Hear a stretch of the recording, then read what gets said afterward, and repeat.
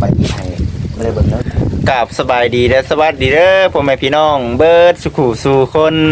สบายดีพ่อแม่พี่น้องทางฝั่งลาวเนาะและก็สวัสดีพ่อแม่พี่น้องทางฝั่งไทยพ่อแม่พี่น้องทางต่างประเทศพ่อแม่พี่น้องเด้อเนาะกราบสบายดีพ่อแม่พี่น้องเอ้ยกลับมาพบมาพอกับบ่จิตอีกแล้วพี่น้องเอ้ยมาพบมาพอกับบ่จิตมื้อนี้ก็อยู่ในช่วงบรรยากาศตอนเช้าๆเนาะ มาให้มานาพ่อพี่น้องเอ้ยพ่อสบายดีลูกสบายดีหลานแน่สบายดีเนาะเฮ็ดหยังก็ฮะ ชัดชอนเป่งน้ สารช้อนเป่งน้ำบ่ ำให้เขาแก้ไว้ โอ้เดี๋ยวนี้คือเขายังบ่ทันแก่มันบ่ โอ้ กบเกียบ ผมกลมเกี่ยงเนาะพ่อพี่น้อง เบิ่งดอก โอ้โดยพี่น้อง แล้วก็ตีเลยดอก โดยกะหากระลำกลมเกี่ยงเนาะมันกลัวเมาได้เนาะพ่อเนาะนานี่เนาะ ยังมาทันพ่อบอก ยังบ่ทันพ่อเมาพี่น้องเอ้ยก็คือทางบ่จิตเองเนาะเอ้ามาคือไรเนาะพ่อพี่น้องขอโทษขออภัยหลายๆเนาะ ก็คือมื้อนี้เนาะพ่อพี่น้องทางบ่จิตเองน่ะมานาเนาะมานาแล้วก็มาซื้อของกินให้กับนาถ้าพ่อกับถ้าแม่นี่แหละว่าแล้วก็มากินข้าวเช้าอยู่น้ำถ้าพ่อกับถ้าแม่มื้อนี้เนาะ ก็คือมื้อนี้ลูกชื่อหยังพ่อมากินมื้อนี้ กุ้งบ่เรื่องไม่ยังครับเบิ่ง บ่ได้เบิ่งบ่ถ้าแม่เพิ่นขึ้นไปเฮ็ดกินอยู่เทิงพี่น้องเอ้ยก็คือบ่จิตซื้อกุ้งเนาะซื้อกุ้งมาให้ถ้าพ่อ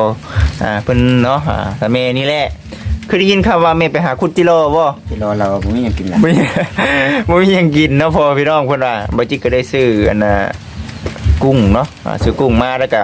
ซื้อแนวกินแน่พี่น้องเอ้ยแนวกินดินน้ำแน่เนาะเป็นขนมน้ำเนยน้ำแน่นี่แหละมาให้ถ้าพ่อเพิ่นว่าแล้วก็มื้อวานนี้บ่จิตพาไปเวียกแต่เช้าพี่น้องเอ้ยก็บ่ได้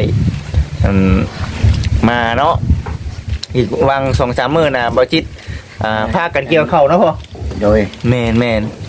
บ้องเมื่อบ้องแห่ยังชายไว้ มาแล้วบ่บัดนี้ เรียบร้อยบาท เรียบร้อยบ่ ยังแต่ปูนบาท โอ้ใหญ่บ่น่ะเห็นกับทรายน่ะรถน่ะ ถืออยู่ รถใหญ่บ่ ไง โมเมนต์รถบานกลางแม่นบ่ บ่ โอ้โทมาได้แล้วเนาะบัดนี้เนาะ ได้แล้วมาทางเก่าได้ มาทางเก่าเป็นบ่ มาทางในบ้าน โอ้เนาะพ่อพี่น้องก็คือทางเฮกับทรายน่ะบ่จิตน่ะได้สั่งมาแล้วเนาะถ้าพ่อเพิ่นว่าดังรถบักใหญ่นึงเพิ่นว่าเนาะ ได้เติบอยู่ดอก แม่นแล้วก็ทรายก็ดังบักใหญ่นึงเอาว่าแล้วก็สองดังรถเนาะเฮ ดอกอันทำก่อ ซ้ำโกนี่แล้วเนาะ เนี่ย โอ้พังเบิ่งนี่เนาะพ่อพี่น้องบางทีก็มั มัน น ก็จักได้คือบ่โทรมา บ่น้อยเพิ่นน่ะยังเกี่ยวข้าวอยู่โพย ยังเกี่ยวอยู่ ยังเกี่ยวอยู่เนาะยังบ่ทันแล้วเพิ่นว่าอีกประมาณจักเพิ่นว่าเท่าใดว่าอีกจัก50ปลายมื้อบ่เพิ่นว่าจังไดวะประมาณโมเมนต์เนาะประมาณเดือนปลายพี่น้องเว้ยบ่จิก็ได้เนาะ เฮาสิแล้วก่อนอีกครับ เอาสิแล้วก่อนเด้นี่เนาะกะผู้ดีเด้เนาะพ่อพี่น้องว่าแล้วก็ผู้ดีเด้เวียกเรื่องงานเด้เนาะพ่อเนาะแม่นแต่ว่าเรื่องการก่อนี่บ่จิตก็ยังบ่ฮู้เทื่อพี่น้อง เบิ่งมันพระเจ้าติดอันจักนี่เด้อติดแบบไหน ติดจักหยัง ติดเวลากันเกี่ยวเขานะเพิ่น โอ้อันนั้นหั่นบ่ นั่นแหละ เรื่องการเกี่ยวข้าวนี่ยังตะเก่งมันพี่น้องยังบ่ทันได้ฮู้ว่าเขาเจ้าใช้ในใดเนาะ ติดได้ แม่น เบิ่ง ๆเพราะว่า แล้วพอแล้ว เดี๋ยวบ่จิตสิถามบ่ตาเพิ่นพี่น้องเอ้ย ตานะ แม่น ติดใช่ได้ ๆโอ้ดังเท่าไรพอดีนี่พออันเฮนะ หลังเฮนั่นล้าน50,000 ล้าน50,000บ่บัดนี้ โดย ตะกี้เพิ่นว่าล้าน100,000พี่น้องแต่ว่าเพิ่นลดให้เนาะเพิ่นว่าเอานำหลายแล้วเพิ่นว่า กิน บ่จิตเอา2หลังรถได้เนาะพ่อพี่น้องเพราะว่าตะกี้น่ะคันว่าสิเอาแต่เฮน่ะมันสิเป็นล้าน100,000แต่ว่าเอาทรายน้ำแน่เนาะพ่อเนาะทรายหลังเท่าใดก็ 700,000 ทรายหลัง700,000แม่นบ่ โดย 700,000เพิ่นก็ได้แบบว่าร่วมกันเป็นเท่าไหร่พ่อ บ่ได้เป็นล้าน750,000 โดย ตะกี้เป็นล้าน8เพิ่นได้เนาะคำว่าเพิ่นบ่ลดให้เนาะ พิ่ว่ารายเงินให้เขาเจ้าล้าน800,000 โดย เดี๋ยวหมอเอาขึ้นมาให้โอ้ โดยเอาพี่น้องเพราะว่าตะกี้น่ะเว้านำบ่จิตว่าล้าน100,000เนาะบ่จิตก็ได้บอก เอามันก็ถือกันล้าน800,000แล้วตัว แม่นบ่จิตก็บอกให้ถ้าพ่อว่าเป็นล้าน800,000เด้อถ้าพ่อเด้อว่า ใบอันนั้น ใบบินน่ะลงมาอยู่บ่เอามาอยู่บ่ใบบินน่ะเอามาอยู่เนาะโอ้ เป็นเทิงจังเบิ่ง โดยก็คือมื้อนี้เนาะพ่อพี่น้องก็ทั้งบ่จิตเองเนาะก็ว่าแล้วก็แม่น เป็นนึงท่านได้มาเพิ่นว่ามาเช้านี่ กะทั้งบัจิตน่ะยังสิพาพ่อแม่พี่น้องเด้อเนาะไป เบิ่งเนาะไปเบิ่งไป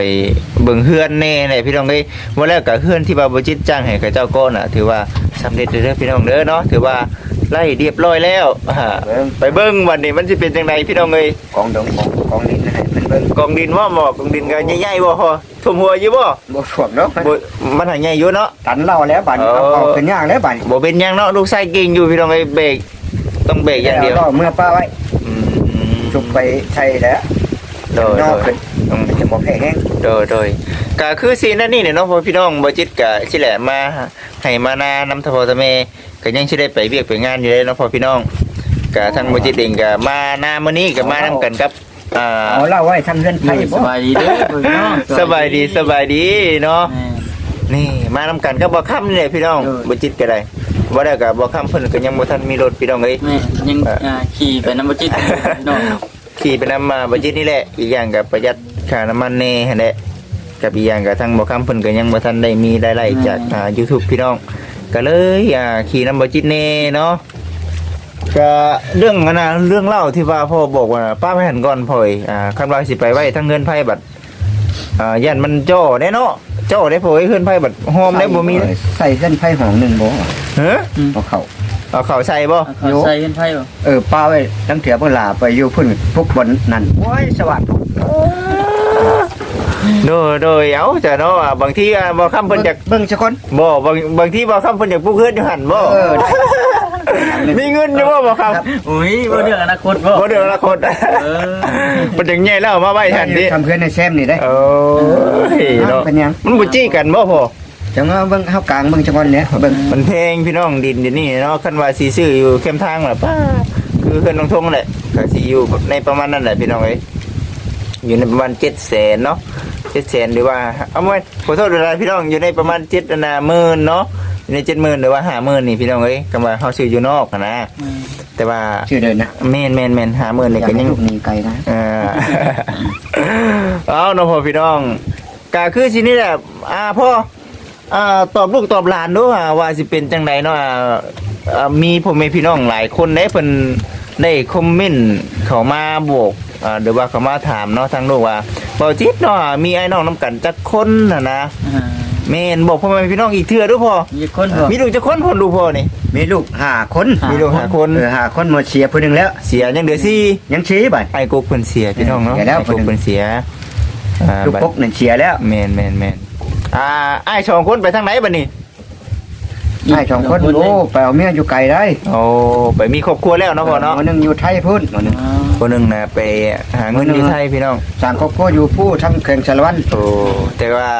ไอ้ผู้ที่สองนี่เพิ่นก็คือว่าอะไรเนาะเพิ่นก็หาเงินหาคำว่าแล้วก็สร้างครอบครัวของเจ้าของพี่น้องเอ้ย สร้างครอบครัวหมันน่ะ แม่นบัดนี้ก็อัน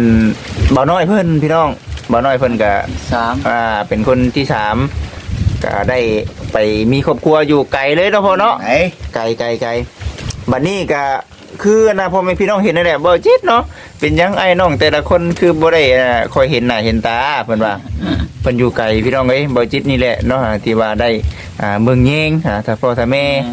บ่ค้ำเพิ่นก็เอาเมียสังครอบสังครัวแล้วก็อยู่ในเพื่อนเมียเพิ่นก็ได้พี่น้องเอ้ย บ่ได้ไปดอก บ่ได้ไกลปานใดเนาะแต่ก็อยู่เพื่อนเมียพี่น้องเอ้ย ใกล้ๆกับเพิ่น ใกล้ๆกันเนาะ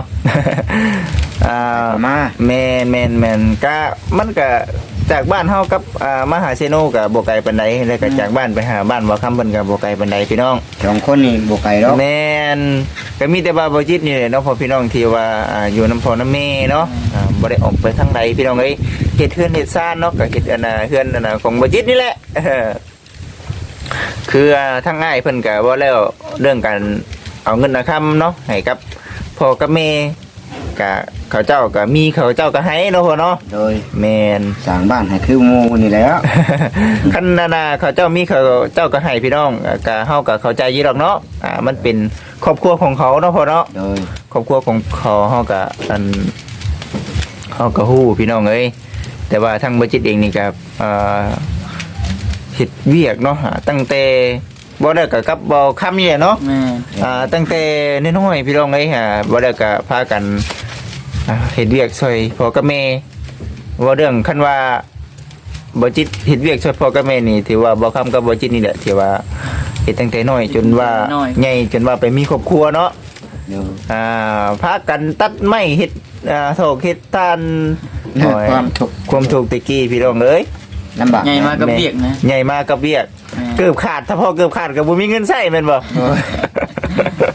เกือบขาดก็เอาเข้าบ่ตะกี้นะ พอแล้ว ก็ถือว่าตอนนี้ก็บ่ถือว่ารวยนะพ่อเนาะ บ่ดูด้วยธรรมดา แม่นธรรมดาเด้อพี่น้องเด้อเนาะว่าแล้วก็ค่อยๆไป แม่น แล้ว ค่อยๆไปพี่น้อง อืม พ่อไปว่าใครขึ้นจากเมื่อก่อน ใครขึ้นใครขึ้ แม่ น น แล้ว เพราะว่าทั้งลูกชายตะกี้ก็ยังบ่เป็นการหาเงินหาค้ำบันไดพี่น้องเอ้ยมีแต่ว่า แต่ยังน้อยยังไปศึกษา แม่นใหญ่นำหนังสือบ่จิกก็ได้เนาะพ่อพี่น้อง โย เฮียนตั้งแต่น้อยๆจนใหญ่ ชุกยู่เข้า แม่ ไป นแม่น จนว่าลูกมีความรู้ แม่นก็เลยสิมาบอกพ่อแม่พี่น้องนี่แหละแต่บ่จิตก็มีไอ้น้องนํกัน5คนเสียคนหนึงยัง4แต่ว่าเขาเจ้าก็ไปมีครอบครัวเขาเจ้าเนาะพ่อพี่น้องคำเว้าเรื่องการให้พ่อให้แม่ก็เขาเจ้ามีเขาเจ้าก็ให้อยู่พี่น้องเอ้ยแต่ก็คือพ่อแม่พี่น้องฮู้กันแน่เนาะเฮ็ดเวียกเฮ็ดงานอยู่บ้านเฮาเนาะมันก็สิได้สำไรพี่น้องมีแต่ได้พอได้ชื่ออยู่ชื่อกินนั่นแหละ แม่นแม่นแม่นแต่ว่านักๆนี่คือจะเป็นเบาจิตเนาะที่ว่าเป็นรักอยู่ในเฮือนนี่แหละ คันว่าลูกชายนี่คันว่าเบาจิตอยู่น้ำสะพอนี่อุ่นใจอยู่บ่พอ โอ้เราชุนยอด ถือว่าเบิ่งเย่งสะพอได้บ่ เบิด บ่ต้องจริงแม่นบ่ ลูกบุญธรรม ทุกคนทำติโอ้ว่าแล้วก็ทั้งเบาจิตเองเนาะแต่พอเพิ่นก็เชื่อใจเนาะเบิ่งแต่พ่อแต่แม่ลูกผู้อื่นเพิ่นก็เชื่อใจอยู่พี่น้องเอ้ยแต่ว่าเพิ่นไปมีครอบครัวนะ คน แม่นเชื่อใจกูคนอยู่ดอกแต่ว่าทั้งบ่จิตนี่ก็คือว่าได้เนาะตั้งใจ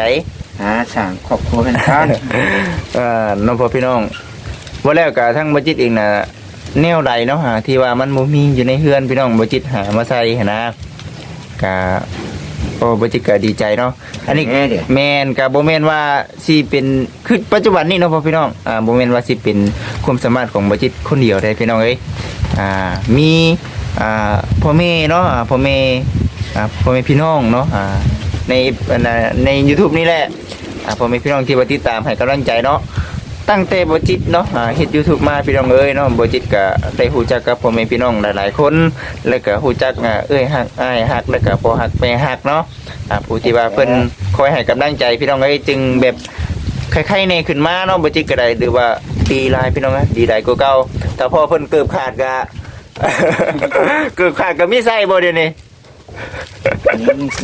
เดือดกินเลยดิ โดย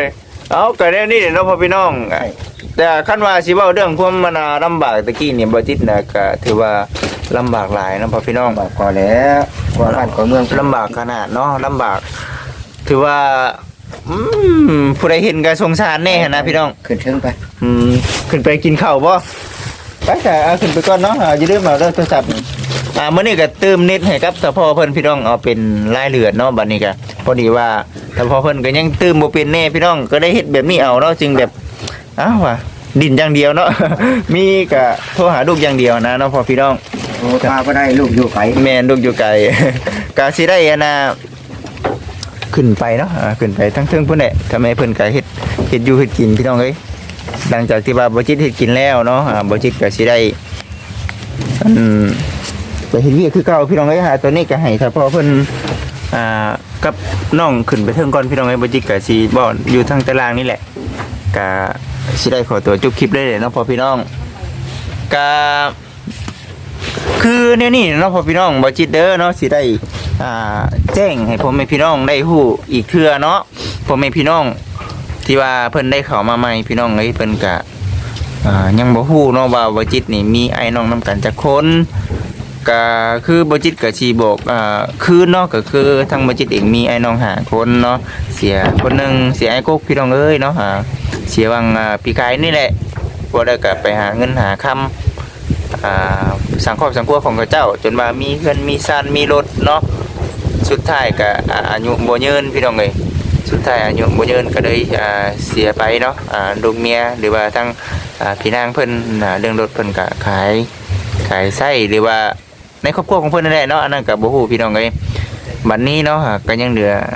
4คนบัดนี้เนาะยังเหลือ4คนก็มีอ้ายพี่น้องเอ้ยมีอ้ายเพิ่นก็ไปหาเงินหาคำอ้ายผู้นี้น่ะเพิ่นก็บ่ได้คอยอยู่เฮือนดอกพี่น้องเอ้ยเพิ่นก็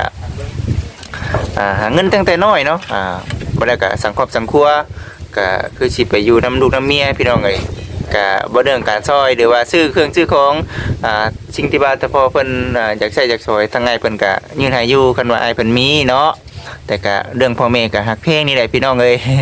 แล้วก็ทั้งบ่าวน้อยเนี่ยพี่น้องบ่าวน้อยเพิ่นก็ไปเอาลูกมาเมียเนาะอยู่ทั้งปักเซหรือว่าทั้งสารวัตรเพิ่นนั่นแหละพี่น้องเอ้ยก็ทั้งบ่าวน้อยเพิ่นก็เฮ็ดเฮือนเนาะมีเวลาจึงมาพี่น้องอันนั้นก็บ่ที่เพิ่นพี่น้องเอ้ยเพิ่นก็มีครอบครัวแล้วนั่นแหละบ่จิตจึงว่าเข้าใจเพิ่นพี่น้องเอ้ยเวลามีไอ้น้องเนาะแบบว่าครอบครัวที่เขาเจ้ามีลูกมีหลานหลายและเป็นหยังลูกเต้าจึงบ่อยู่นำพ่อนำแม่